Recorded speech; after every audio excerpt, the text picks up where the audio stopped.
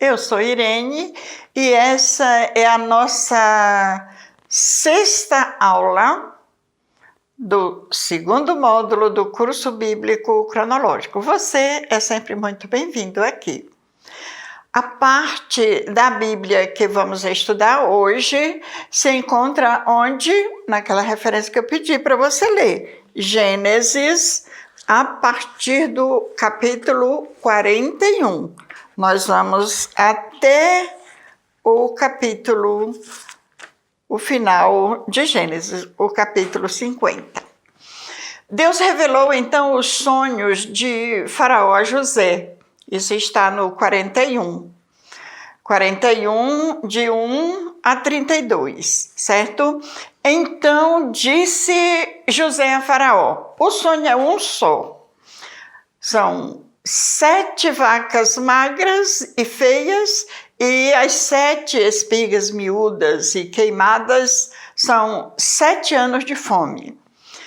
Virão 7 anos de grande fartura em todo o Egito, e é o que simboliza as vacas e as espigas cheias. Depois desses 7 anos, virão mais 7 anos agora de fome, que são simbolizados pelas vacas e as espigas magras e feias. José então aconselhou a Faraó a nomear um administrador para aqueles 7 anos de fartura no Egito. Faraó, sem dúvida alguma, ele chegou à conclusão de que iria escolher José como regente de toda a terra, sobre toda a terra do Egito. José era de idade de 30 anos nesse tempo. Durante os 7 anos de fartura, José juntou muita fartura para a terra do Egito. E passados os 7 anos de fartura, começaram os 7 anos de escassez, como Deus tinha dito a José. Houve fome sobre toda a terra, não só sobre o Egito, mas toda a terra. José, então, abriu os depósitos e ele vendia aos egípcios e as pessoas de todas as outras nações que vinham ao Egito comprar de José. Em Gênesis, no capítulo 42, nós vamos encontrar, no capítulo 42 e os versos de 1 em diante, diz que Jacó, sabendo da existência de comida no Egito, mandou seus filhos até lá comprar comida. Os 10 irmãos de José seguiram para comprar comida no Egito, mas Benjamim era o mais novo. Jacó não permitiu que fosse.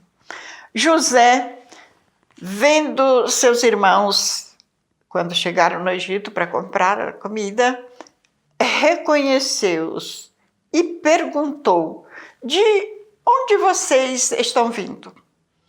E eles se prostraram diante de José e, com o rosto em terra, eles responderam: estamos vindo de Canaã. Mas os seus irmãos não reconheceram. José, ao ver aquela cena deles prostrados, se lembrou dos sonhos que ele teve a respeito dos seus irmãos. Então disse: vocês são espias, e mandou prendê-los. 3 dias depois, José disse aos seus irmãos: olha, um de vocês fica preso aqui, e os outros poderão ir e tragam o irmão mais novo que vocês me disseram que tem. Em Gênesis 42, no capítulo 42 ainda, a partir do verso 21, conta que os irmãos de José perceberam que a obrigação de levar Benjamim, que era o irmão mais novo, ao Egito, contra a vontade do pai, era um castigo de Deus por terem vendido José aos negociantes. Na consciência deles começou a despertar sentimento de remorso por não terem sido sensíveis ao clamor de José por misericórdia e nem sensíveis às lágrimas de Jacó quando soube, daquela notícia que eles chegaram em casa e deram sobre José. José se afastou dos irmãos naquele momento ali e começou a chorar. Ele não aguentou. Talvez ele tenha ouvido naquela conversa ali uma parte da história que ele não conhecia. Por exemplo, ele não sabia que Rúben tentou salvá-lo. Lá foi tirado do poço, quando ele já tinha saído. Depois chorou e voltou aos irmãos e mandou amarrar Simeão ali na presença dos irmãos. José mandou que enchessem de trigo, de alimento, os sacos e que lhes restituísse o dinheiro a cada um no seu próprio saco. E seus irmãos, então, partiram de volta. Na estrada, eles descobriram o dinheiro que estava dentro do saco de cada um. E eles ficaram com medo. O governador, ao chegar em casa, eles falaram para o pai, O governador nos tratou como espias e exigiu que um de nossos irmãos ficasse com ele. E exigiu mais que levemos o nosso irmão mais novo, sendo esta a única condição para nos vender mantimento novamente. Com a fome se agravava e a família de Jacó precisava de mais alimento, mas não podia voltar ao Egito sem o irmão mais novo, o Benjamim. Então Jacó percebeu que estava num beco sem saída, mas ele abominava a ideia de perder Benjamim. Judá, que era um dos filhos de Jacó, disse ao seu pai: olha, o homem lá no Egito está falando sério. Quando ele nos advertiu, olha, vocês não me verão novamente se não trouxerem seu irmão. Pai, deixa o rapaz ir comigo. Eu garanto pessoalmente a segurança dele. O Senhor pode me responsabilizar se eu não o trouxer de volta. Jacó, enfim, confiou o futuro de sua família a Deus e deixou ir Benjamim. José mandou fazer um grande banquete quando seus irmãos chegaram lá de volta para comprar o mantimento. E ali foi uma celebração, mas foi também um teste de José. Seus irmãos estavam com muito medo. A culpa deles não os deixava imaginar que algo bom poderia acontecer. No verso 26, pela segunda vez, os irmãos de José se curvaram diante dele, em cumprimento ao primeiro sonho que José teve. Você ainda se lembra, não é? Muito emocionado, José não pôde evitar as lágrimas. Foi para o quarto e ele se deixou chorar. Ele ainda não pretendia revelar a sua identidade aos irmãos. No Estamos agora no capítulo 44, a partir do verso 2, diz que José os testou para ver se eles tinham se tornado leais à família e a seu pai, porque José os conheceu daquele jeito, né? Muito traiçoeiros os irmãos dele. Judá fez valer sua promessa de pagar pela segurança de Benjamim.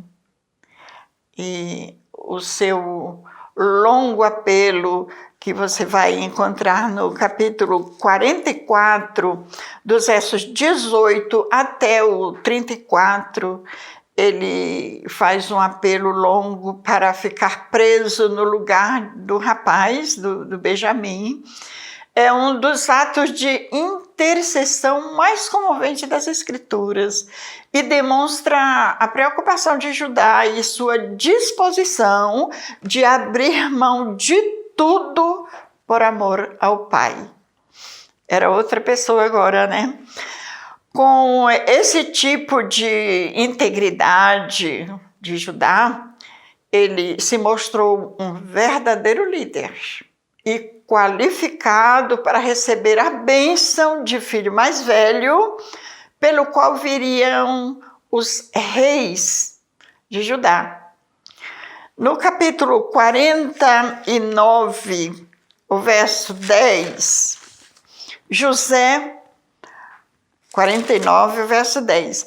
Então, José agora revela-se a seus irmãos e consegue que a família se junte a ele no Egito, onde havia comida. No 45, o verso 1 e 3, você vai encontrar a terceira vez, a terceira das 5 vezes na história em que José chora por seus irmãos. Eles ficaram atônitos, assombrados e emudeceram com a revelação que José fez. Em Gênesis, no capítulo 45, os versos de 5 a 8, José diz umas coisas muito bonitas, você deve ter lido, né? Com certeza leu. Ele diz, Deus me enviou. E ele continua naquela fala muito bonita, emocionante para seus irmãos. Deus me enviou é a mensagem central do relato da família de José, da família de Jacó. Como o Senhor disse a Abraão, lá em Gênesis, no capítulo 15, o verso 13, que Deus disse, farei de você, vou guiar os israelitas para o Egito. Deus tinha enviado José ao Egito para preparar o resgate de sua família durante o período de fome. Então José explicou para os seus irmãos que Deus trabalha por meio das circunstâncias e dos atos humanos para concretizar os planos dele.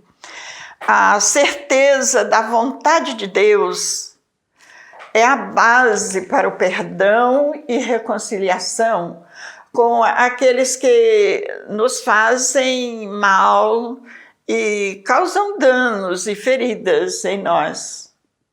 Se as pessoas não creem em Deus e que Deus é soberano, elas irão culpar os outros e revidar. No capítulo 45, os versos 16 até o verso 25, conta que José enviou os irmãos com instruções para contar tudo a Jacó e trazê-lo com toda a família para o Egito e recomendou, olha, não briguem no caminho por causa do que aconteceu. No verso 26 até ao 28, Como seria de esperar, né, Jacó ficou atônito quando soube que seu filho José ainda estava vivo e governava toda a terra do Egito. Ao ouvir os detalhes da história e ver tudo que José havia mandado, que ele havia mandado muitos presentes, você viu na história quando estava lendo, né? Ele se convenceu de que era verdade aquilo que os filhos estavam contando acerca de José. De imediato preparou-se para ir ao Egito e juntar-se a um filho a quem não via há 22 anos. Em Gênesis, no capítulo 46, conta que Israel partiu com tudo o que tinha e Deus falou com Jacó naquele dia novamente. E ele disse: eu sou Deus, o Deus do teu pai. Não temas para descer ao Egito, porque eu te farei ali uma grande nação. Presta atenção nisso que Deus está dizendo a Jacó. E te farei retornar, te farei subir. E quando eles estavam indo para o Egito, eles eram 70 pessoas ao todo, da casa de Israel, de Jacó, quando eles foram para o Egito.